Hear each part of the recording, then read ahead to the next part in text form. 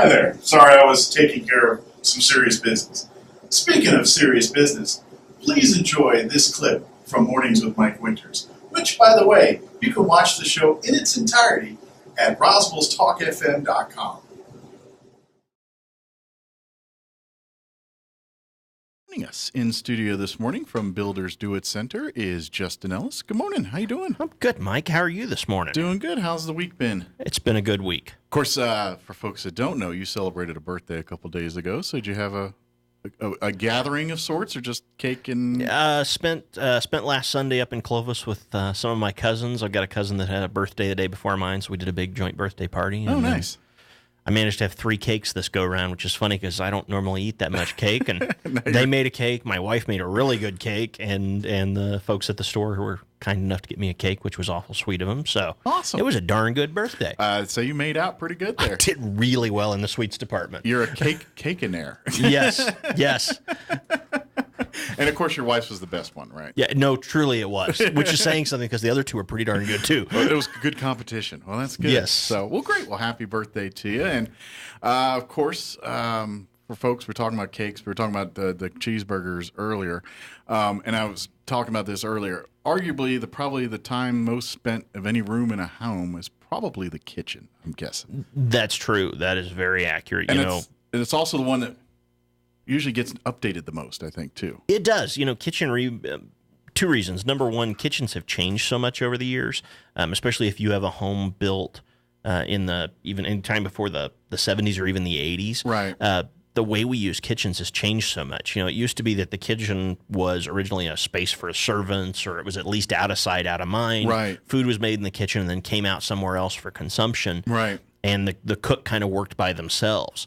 Even if that was a member of the household, and that's really changed. The way we use kitchens now, they're truly the center of the home. Sure. They're the social area. Most of us eat in our kitchens a fair amount of the time.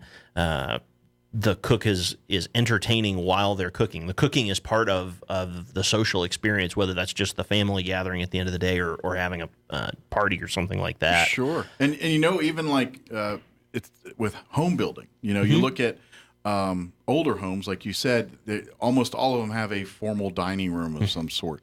Whereas nowadays, you can still get homes with formal dining rooms, but a lot of times it's an open, like the dining room's part of the living and kitchen area. It's all one big area in some cases. Yeah, absolutely. We've definitely seen a trend in creating an area that's just kind of a combined living space. And really, you have a lot of homes now that the kitchen, what kind of dining room there is, which may be an eat-in kitchen or it may be a slightly separate dining room, the living room, and potentially even the outdoor living space pretty much all flow together. We're doing a lot of homes now that have large format doors, whether those are sliding doors or big French doors that connect the living room and, say, a patio, potentially with an outdoor kitchen, and the whole space functions as one area. Yeah. Because that's really how we all live our lives today. Sure. Yeah, dining rooms, if people have formal dining rooms, they get used Christmas, Thanksgiving, and the rest of the time they're either some office or some storage facility for your junk, basically. Pretty accurate, yeah. We do not see a lot of plans come across our desks anymore that have a formal dining room. It's not that useful of a space. Yeah. Well, and so with that, the kitchens has taken a more important role in the house. When it comes to updating kitchens, you can go all out. You could do, there's little things you can do. You could do anything from a major overhaul to just simple stuff like changing hardware. And the basic side, especially if you like the functionality of your kitchen, you just want to update it a little bit. If you have a smaller kitchen, my home's a great example. It's an older home. There's as much room as you can have in a space that size, so without doing something as major as an addition, the best way to update a space like that is new hardware, maybe paint the cabinets and consider new countertops. Sure. Change some light fixtures, that kind of thing. And those kinds of projects can be done very inexpensively. Sure. And that's one area where you could, it's hard to get a ballpark figure on what it costs to redo a kitchen. You could end up spending as little as $1,000 or so up to $30,000, $40,000, $50,000 to update that one room in your house. Absolutely. We've seen folks put up $100,000 in their kitchen, and you can replace all the hardware in a small kitchen for less than $100. Yeah. It's to say what a kitchen remodel costs, impossible to price just off the top of your head because there are so many factors, and because the cost of the material varies so much. Sure. You know, you can in the same cabinet set. So let's say we took a kitchen the size of my home, I could spend anywhere between $2,500 and $25,000 and get the exact same number of boxes. The difference is the construction of those boxes, the type of wood that's used in making the doors, the bells and whistle features that come with it, and that sort of thing. Sure. So, you know, we always hear you get what you pay for. That's generally a rule of thumb, and that's a pretty good rule of thumb. But when it comes to that stuff, like cabinetries and cabinetry and countertops, things like that, like you said, you could spend as little as $2,000 or $25,000. I mean, is there a big difference? Like, if you spend, say, the $2,000 or $3,000 versus spending the $25,000, are you going to see a noticeable, and not just looks, but durability issues, things like that? Yes and no. So Okay. at the ultra low end, there are some very, very cheap cabinets out there. You know, we offer some lines that we primarily sell to things like apartment builders, and they're not bad quality, but they don't necessarily have the features. You know, they're going to have basic hinges, not soft close hinges. The cabinet boxes themselves are going to be made out of furniture board, Okay. Which used to get called particle board a lot. Particle board and furniture board are different. They look very similar. Furniture board's a great product if you have a limited budget. Gotcha. But if you can, upgrading to plywood boxes is a really good investment because you do end up with a stronger cabinet that's more moisture resistant.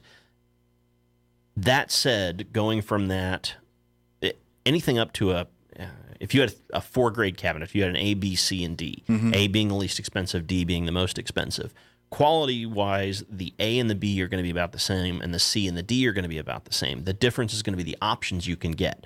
You know, a C cabinet may come in 10 colors and 20 species of wood for the doors, whereas the D, it's kind of what you want. If you want, you know, African rosewood, you can get it. It's just going to cost more money. The cabinet itself isn't necessarily better. It's primarily an appearance thing. Gotcha. So for folks that say they want to go solid wood or something similar to that, I mean, is there certain woods you should avoid altogether versus some that are probably more acceptable or more practical? Most manufacturers will not use woods that won't hold up well because they are warranting the Okay. cabinets for stability and some other things. Pretty much all cabinets are going to be some kind of hardwood, whether that's going to be or a synthetic product. You know, we do a lot of cabinets now. Painted cabinets or thermofoil finished cabinets are very, very popular right now, and they're a beautiful look. Those are generally MDF doors. MDF's a medium density fiberboard product. It paints really well. It machines really well. It's a beautiful product and works really well in that application. Pretty much as long as you avoid softwoods, Gotcha. so pine, fir, that sort of thing. But to my knowledge, no major manufacturer uses those in the face frames and doors of their cabinets. They will occasionally get used in internal structure, which is fine. Okay. They're perfect for that application.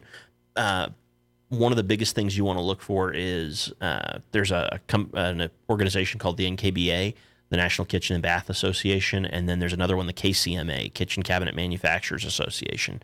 Most manufacturers will conform to either the NKBA or the KCMA standard, Okay. and will actually put that in their cabinet. If you're ever looking at a cabinet product, open the drawer or the door on an upper cabinet and Okay. look inside of that drawer. There will be a little round imprint, Okay. and that's the KCMA or NKBA So that's kind of like certification. the cabinet version of like the American Dental Association stamp on a toothpaste. It's or actually something very like similar. Yeah, Gotcha. there's a list of things they have to do in order to get that certification. I would never buy a product that does not beat that, just because it kind of tells you that they've met some minimum requirements as far as quality goes. Gotcha. Now, as far as going with real wood versus synthetic stuff, I imagine there's a price point difference there. You know, probably. But what about durability issues? 'Cause I'm thinking like scratches, things like that, things that happen. I'm guessing the synthetic stuff's probably a little more friendly to that kind of thing. It can be. You know, the primary thing that drives the choice of species and materials for the face frame and the door. And when we talk about the face frame and the door of a cabinet, that's the parts you can see. The door is pretty obvious, or drawer front, if you're talking about a drawer. The face frame is everything around it. Gotcha. You know, that's the exposed part of the cabinet. So appearance-wise, what matters is the face frame and the door. Sure. It's pretty much driven by aesthetics. If you want a painted or a solid finish or a thermofoil finish, and thermofoil is a process by which they take another material and they laminate something on top of it. I've got 2 doors with me today that are thermofoil, that are kind of an ultra-modern contemporary look, Yeah. that are a gray and a white wood grain they almost look like a textile product, and these are stretched over an MDF board. And that product is a super, super durable. Thermofoil is also available in flat white and even metallic colors. If you're going into something ultra modern, you're probably going to get a thermofoil door. A painted door is going to be more common on something that has some texture to it, that the door is not just a flat slab door or flat slab door front. So once you've selected the look you want, that's really going to drive the material that's best for your application. Gotcha. Now, for folks that are redoing kitchens and they look at their cabinets, what are some of the determining factors you look at that you weigh when you say, okay, the cabinets I got, are they worth keeping? Are they worth dumping? And like I know, like you just talked about, like changing the doors and things like that, maybe not replacing the whole cabinet, but what are some of those factors that you say, okay, these are worth saving, or, maybe we should replace altogether? The biggest determining factor on whether you want to look at doing something like refinishing cabinets versus replacing is function. Okay. If the kitchen is perfectly functional now, you like the layout, you like the storage you have, you're happy with the luxury, so the drawers work the way you want, you have trash cans where you want them, that sort of thing, refinishing is a really good option. I'm not a big fan of refacing, which is where you take that face frame and door off and replace them with something else. The reason being, you're not really saving any money. The labor is no less than replacing it, and the cost of the product is about 80% of the cost of that cabinet is in that door and face frame. Gotcha. So you're not saving much by doing that, and you're missing the opportunity to update all the other construction of that cabinet. We very rarely do reface jobs. We actually try to avoid them just because they present a lot of opportunities for issues, and there's not a whole lot of upside. Gotcha. So the big question is functionality and condition. If your cabinets are in good condition and you like their function, you just don't like the color and the appearance, I'd paint them and put new hardware on them in a heartbeat, or refinish them and put new hardware on them, especially if you're working on a limited budget. Gotcha. If it's I walk in and I absolutely hate everything about my kitchen, or my cabinets are in bad shape, I've had some water damage, a previous owner damaged some things, I would seriously consider replacing them. And once you know what your budget range is, that's going to drive what your options are. Gotcha. And so one of the things we really recommend if you're thinking about doing a major kitchen remodel or even a fairly minor one, number one, determine what your budget is. Sit down and look at what you have on hand in terms of cash. If you're thinking about using some kind of a financing tool, whether that's a home equity line of credit or something along those lines, talk with your banker. And figure out what you can borrow on your home and how many dollars you have available. And then the other big thing is start determining what your looks are that you like. Pinterest is a really good tool for this, or Houzz is another popular tool. Start saving those photos, or for that matter, if you want to cut them out of magazines and put them in a folder, and then come and see us and say, okay, here's the deal. I have $10,000 to spend, or I have $20,000 to spend. Here's the looks I want. We can kind of steer you into what the right product is and help you make the choices between options that both fit in your budget and fit your aesthetic desires. Gotcha. Very good. Let's turn the attention to the countertop a little bit. There are so many different options now. I mean, generally, I think the universal one that everyone looks at and thinks, okay, that's high end, is probably granite countertops. Most people probably, if you ask them, and they go granite. I mean, but there's so many. I mean, I've seen tile, I've seen like wood block looking, I've seen the what's it, Formica? What do they call it? Yeah, laminate. Yeah, Formica is a common brand name, kind of like the Kleenex of the laminate world. Gotcha. And so I've seen those kind of things. But I know there's like quartz and these. I mean, there's other hard stones out there besides granite and things, and probably different price points. And as far as better than the other, I mean, a lot of it is yet again determined by budget and aesthetics. Sure. Laminate is the entry-level price point, and you can get a ton of great looks. And laminates have come a long way. A lot of people, you hear laminate, and they think, what their mother or grandmother or mother-in-law had in their kitchen, and it was the butcher block look laminate that about half the houses in the country had at one point. Yeah. It's ugly. Let's just be honest with each other. Sure. Or they are thinking of the generic 90s laminate, which was pick a pastel color, and it was kind of a speckled pastel pattern. Right. Now you can get granite looks in laminate that are very realistic. Oh, okay. And with post-form technology, which is where they actually bend that product around the corner so it looks much more like a routered granite finish, you can get a granite look at, a third the cost or less. And that fits into a lot of people's budget who otherwise could not afford granite or quartz. Sure. Which are great products. We offer both granite and quartz countertops. The big difference between granite and quartz, yet again, is aesthetics. Price-wise, there's not a huge difference. Granite has a bigger price range. There are some very inexpensive granites out there because granite has become so popular, so much volume on a handful of colors coming out of certain quarries that they've just become very, very reasonable. And at the high end, because granite does have so many unique colorations, individual slabs can be incredibly highly priced because they have so much figure to them. They're absolutely beautiful, but they're works of art. Sure. Really. And they're features in a kitchen. And those are investments that you have to make because that's the look you want. Sure. What about the functionality, durability side of things? Obviously, you think granite and these are probably tougher. But like, say, susceptible to scratches and things, I mean, we're always cutting, some people don't pull out the cutting board to cut. They just start cutting. Which handles better to that kind of abuse, I guess you could say? Quartz is actually the best product as far as dealing with abuse. My recommendation is you don't ever put a hot pot on any countertop surface, short of maybe stainless steel would be about the one exception to that. And even that's a bad idea because stainless steel will carry heat and you will end up with a hot countertop somewhere you didn't intend to. Right. But aside from that, you don't ever cut on a countertop. You don't ever want to put a hot pot on a countertop, and you want to only clean those countertops with products that are approved for them. Laminate is still very durable. It does very well with contact with water. It does not do well with hot pans. It does not do well with cutting. Countertop materials like granite and quartz, which perform very similarly, granite and quartz both can handle a hot pot as long as it's not near a seam, because the seams are held together by an adhesive that does not hold up well to that heat. Okay. And so you can cause that seam to pop and move if you put a hot pot on somewhere near that. So my recommendation is always to use a trivet or something like that in order to set a hot pot on top of a counter, and just don't ever cut on your countertops. There's also some major sanitation implications of that I would recommend against. Well, that's why they tell you should replace your cutting boards. I don't remember the number, but it's pretty frequently.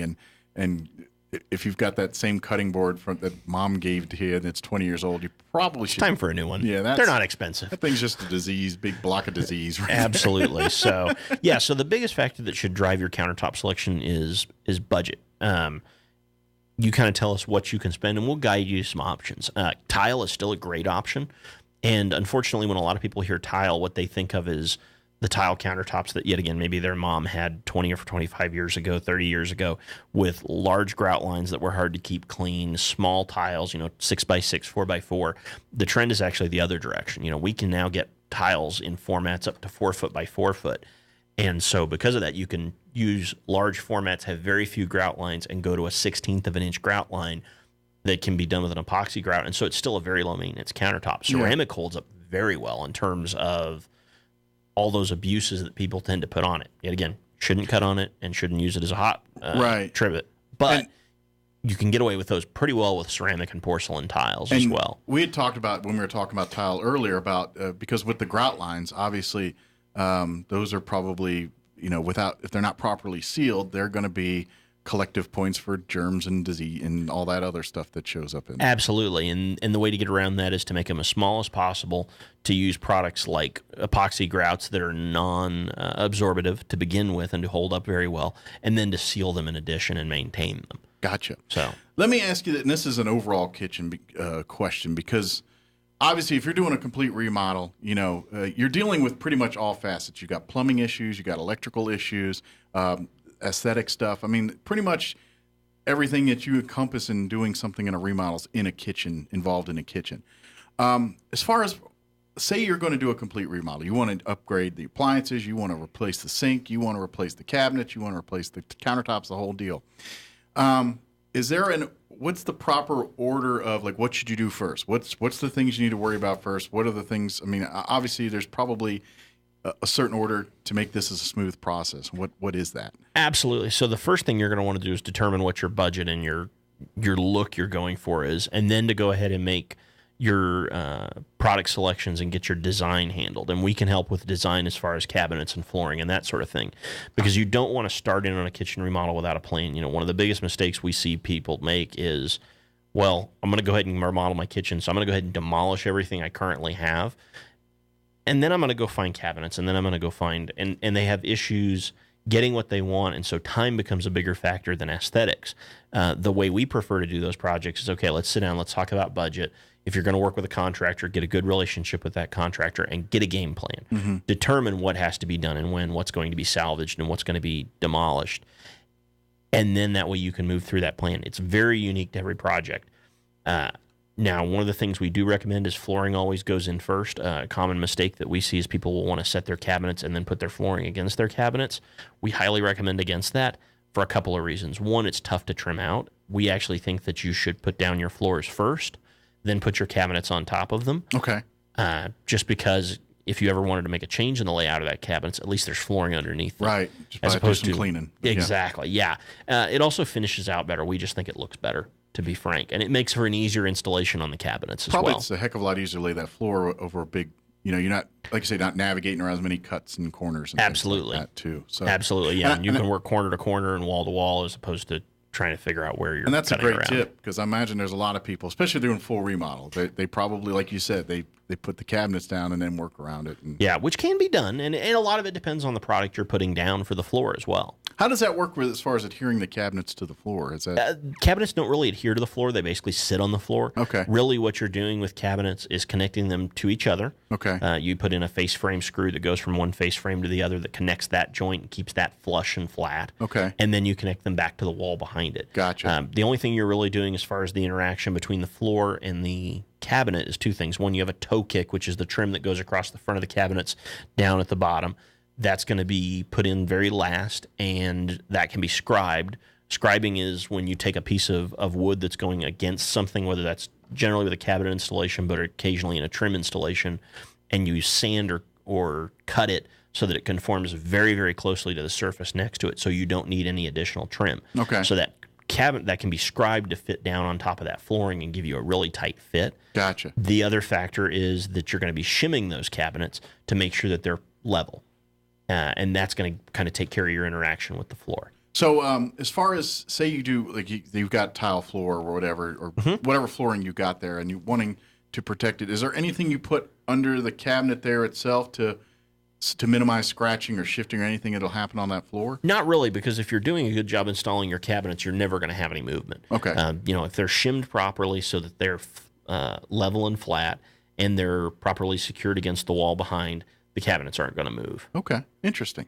So this is stuff I don't even think, when you say, oh, I'm going to put it, they don't think about that kind of thing. And I think that's pretty interesting. Absolutely. So, definitely. Let me ask about, and this is probably out of most people's, but say you're in the complete remodel of a kitchen, but the way, if you have a gas stove, there's going to be gas hookups at certain spots, or the plumbing, the water comes in a certain spot. I mean, is it an act of Congress to move those pretty much, or can it be done relatively easily? Depends on the home you're in. Okay. And how it's constructed. If those are under a slab in concrete, it can be done, but it gets more complicated. If your home is built on a crawl space or basement, it's actually significantly easier because you can just disconnect them, pull them down in, move them where they need to be. Regardless, we recommend you'd want to consult with a licensed contractor on those, especially gas connections. Yeah.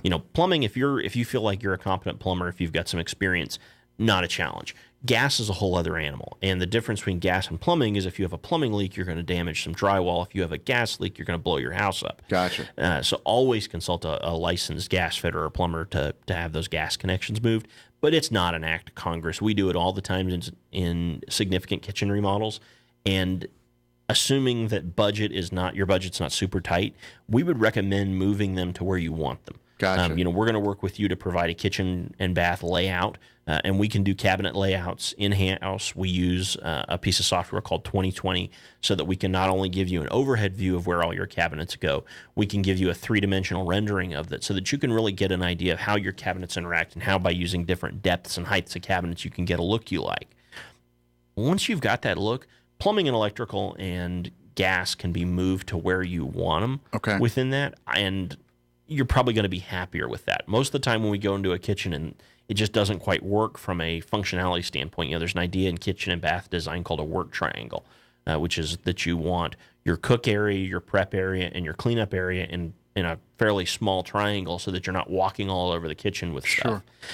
If people have issues with that work triangle, it comes out of one of two things. Either the space is just really weird, it's very small, it's very elongated, it's built around a corner rather than in a corner, that kind of thing.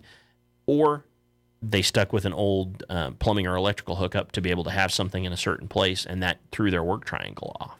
Gotcha. Now, one more on those. The hood. Say if your kitchen has the vent hood thing, is that relatively easy to move to if you had to, or is that hard? That depends. There's vented and ventless hood models. If it's a ventless, you can hang the thing anywhere you want because all it's doing is taking that air, filtering it, and pushing it back into the kitchen, which is very common, and they work fantastic. They just have a little more maintenance. If you do, in fact, have a vented hood, there is a little more work to that, but no, it's not impossible to do by any means. And I would not let it discourage you from getting the design you want. Gotcha. Okay. Because I'm thinking, because generally there's a thing that goes up to the outside of the house, right, on some of those models. There is, but it's generally a flex duct. Okay. So not a hard piece of ducting, so you can leave the exterior vent in the same location in many cases and move that hood and then just extend your flex duct to it. As long as it's depending on angles, the angles aren't too bad where it starts cutting off. And suction, distance is probably a bigger factor than anything else, just because those hoods are not designed to push that much air. Okay. And so you don't want to be trying to push an additional 40 feet of flex duct. That will become an issue, and you won't get good ventilation. So really, the only time that would be a problem is if you're physically moving the kitchen from one end of the house to the other. Unless you have a really large kitchen and you're completely swapping the ends. Yeah. And even then, it's not impossible to move that exterior vent. If you can handle doing a kitchen and bath remodel, if you're doing it yourself, or if you have a contractor that's doing that, they shouldn't be too intimidated by having to move that vent. Gotcha. Okay. It's not a hard task by any means. Okay. Well, good, because I'm thinking of these, and I look at them, and I'm like, oh, man, you know how hard that's going to be. And not so bad, maybe. No, not too bad at all. Of course, they're, way houses are designed, some architects did things a little different than others, so that's going to come into play. This is true. And in many cases, like I said, in our market, better than half the time it's a ventless hood anyways. As long as you have electrical wherever you're going, you're good. Sure. And I imagine when you're talking about moving gas and things like that, is there a lot of homes here that have crawl spaces? I figure that's something that it depends on age. If you have a home that was built prior to the 60s, chances are pretty good you have a crawl space. Okay. It's also very much dependent on the area of town. The historic district, virtually everything has either a crawl space or a basement. Okay. If you have something built on the north end of town, chances are pretty good you're slab on grade. Yet again, that does not mean that you cannot move those things. It's just a little more complicated. Sure. I would not let that deter you from getting what you want unless you're in a situation where you absolutely have to do a kitchen remodel just to get the place looking okay, to get it sold or something along those lines, but you're super budget conscious. If this is your forever home, if this is a kitchen you're going to cook, 2 to 3 meals a day in, and you want the space that you want, don't let that keep you from it. Gotcha. Talk to us. We'll help you find a way in the budget. Trim back on your fixtures. You can always replace fixtures later. Trim back on your flooring. Flooring is relatively easy to replace in 10 years. Don't skimp on layout. Gotcha. Because that's the hardest thing to change. If you get the cabinets you want in the layout you want, everything else around that can be changed later on relatively easily. Gotcha. Okay. And of course, with you talking about like gas lines, I imagine too, you could also, like where the connections come in, you can put an extension and run a pipe outside as well. Can you or not outside, but not generally. If you're moving 6 inches, you can use a longer connection hose. Okay. But no, that is not. I don't believe that's code. I am not a plumber and not super familiar with our plumbing codes. But if somebody came in the store and told me they were doing that, I would tell them it's a bad idea. Gotcha. Okay. So that doesn't. I was just looking like, well, maybe that's common sense, but maybe not. No, it's kind of like using an extension cord instead of something that should be hardwired. Gotcha. It might function, but it's still a really bad idea, and it is a violation of building code, most likely. Gotcha. So chances are you're increasing risks of gas leaks and other things. Absolutely. Gotcha. Is there any information you wanted to share that we got sidetracked on or went down a rabbit hole and forgot about? Not really. One of the things we did want to talk about a little bit is really, as you're starting to think about, if you're considering a kitchen remodel and you're thinking about what you want to do, take a real hard look at what you do in your kitchen and tell your designer, whether that's us or someone else, about how you use your kitchen. Do you socialize in your kitchen a lot? Do you have children that you want to have cooking in your kitchen? Because we can create kids areas within a kitchen that have lower height cabinets and can really bring them into that cooking process, which I think is a great way to interact with your children and give them a great life skill. The other thing to think about is just the fact that the kitchen has changed. It's not just for cooking and eating anymore. For a lot of people, the kitchen is kind of the cockpit of their home. And so creating small office spaces for paying bills and that sort of thing is really important. The other thing to think about is your appliance selection. Now, we're not in the appliance business. We recommend working with a couple of different appliance companies here in town who do a really good job, but you have so many more options than you did 5 years ago. It used to be you had 2 appliances. You had a stove and a fridge, and if you were really lucky, you had a dishwasher. Right. And that was the upgrade. Now you've got a cooktop. You've got an oven. You may have multiple ovens, which is very, very common to have a double oven or a single oven and a radiant oven or something along those lines. Sure. Microwave options have definitely changed. We're doing a lot of homes that have under-counter microwaves with a drawer that comes out. One of those things you don't think about until you have one. My parents put one in their last home. Best idea ever, just for the record. Things like fridges, used to be most folks had one fridge. Now a lot of people are doing multiple fridges. You might have wine coolers. Kegerators are a common option now. Personal favorite of mine. Hey, nothing wrong with that one. Yeah, exactly. Dishwashers, built-in coffee makers, built-in ice makers. And those appliances are things that people are really investing in. And so you want to think about that.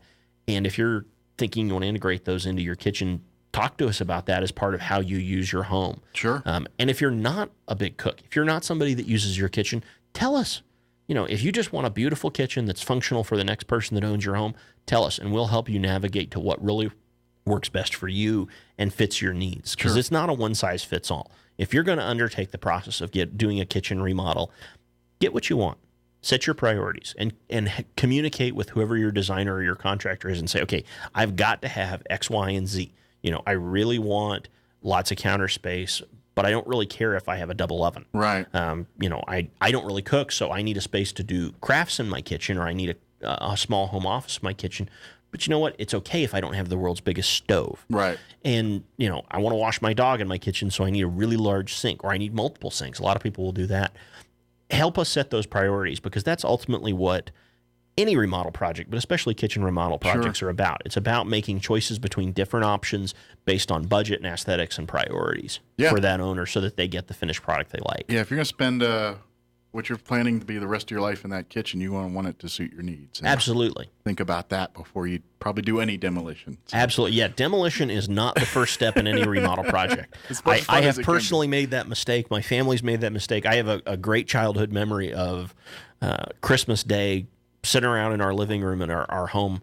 I was probably 13 or 14, and we're talking about the hearth area in our family room, and everybody's going, man, this thing looks horrible. It just fell out of the 70s. I grew up in a home that was a really cool house in 1978 when it was built, and parts of it didn't age as well. It was a cool house, for the record, and architecturally it's a beautiful home, but it needed some updating on the finishes.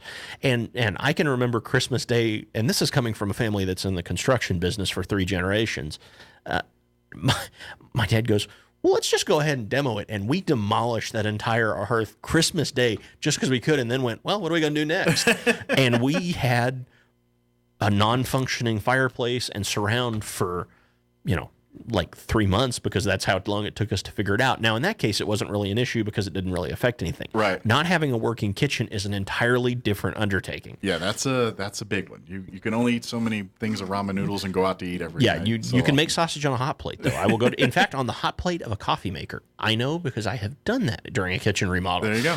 Or the grilled cheese your ironing board grilled cheese sandwich. Yes. Yeah. Outdoor kitchen will come in handy. If you're thinking about an outdoor kitchen project and a kitchen remodel, do the outdoor kitchen first, because you can cook a lot of stuff on the grill, especially if you get creative. You can grill burgers and ribs all day. So. Absolutely. We'll get you a griddle. You can make breakfast on the thing. Absolutely. So if you've missed any of our past remodel discussions, whether we've talked about tile floor, we've talked about sprinkler systems, flooring, there's a couple others we've talked about. Yep, absolutely. Exterior painting projects.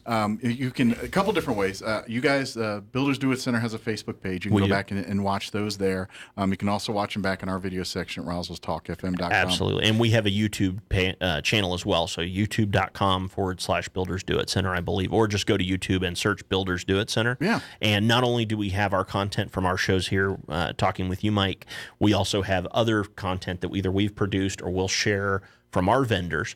A lot of great information there. Very good. And, of course, if you have any questions about anything, whether what we're talking about here or any project in your home, come see the folks at Builders Do It Center here in Roswell. They'll get you set up and point in the right direction, whether you're figuring out whether you can do it yourself or if you need to get someone else to come in and help you do it. If you need advice on that as well, your staff can point them in the right direction. Absolutely. And if you are thinking about hiring a contractor, we did do a show a few weeks ago about hiring a contractor. Great information in that.